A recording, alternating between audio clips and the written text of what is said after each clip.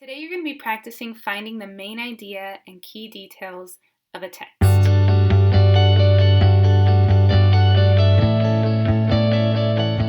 But first of all, let's rewind a little bit. What even is a main idea? Well, a main idea is made up of two words, main, idea. Main means the most important part of something. So the main idea is the most important idea of a text. Whenever we find the main idea of something, we're talking about nonfiction text.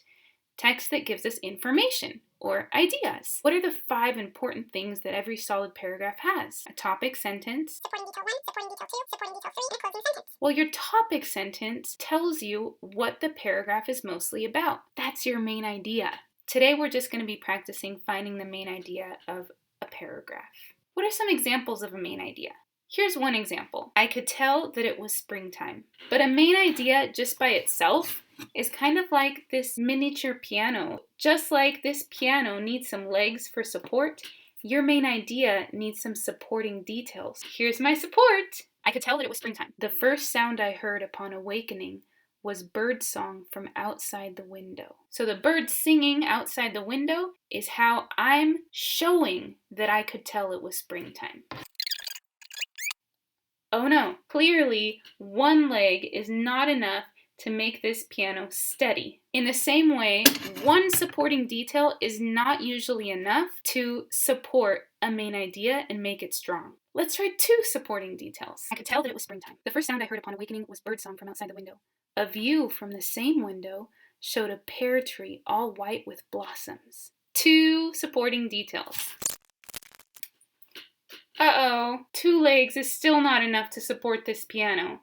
And 2 supporting details is usually not enough to make your main idea strong.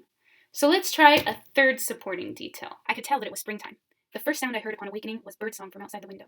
A view from the same window showed a pear tree all white with blossoms. As I set out for a walk, bright yellow daffodils greeted me from cozy gardens, the first of their flower friends to awaken. And now my piano has enough support to be able to be sturdy and stable. So now you're going to play the detective. Your mission is going to be to find the main idea and the supporting details. Let's try this first paragraph. Rabbits and hares are not the same. Rabbits live together in burrows. Their babies are born blind and without fur. Hares live alone, above ground. Their babies are born with fur and not blind. In addition, hares are usually bigger than rabbits. Can you find the main idea? That's right. The main idea is what the author is mostly talking about, and their most important idea is that rabbits and hares are not the same. What about the supporting details? That's right. One supporting detail is that rabbits live together, but hares live alone. That's one way that rabbits and hares are not the same. Another supporting detail is that rabbit babies are born blind and without fur, but hare babies are born with fur and not blind. A 3rd supporting detail is that hares are usually bigger than rabbits. Nice job! What do you notice about where the main idea usually is in the paragraph? That's right, a lot of times the main idea is the very first sentence in a paragraph. But that's not always the case. Check out this paragraph. Let's take a peek at Jessie's room. Everything is covered with toys and clothes.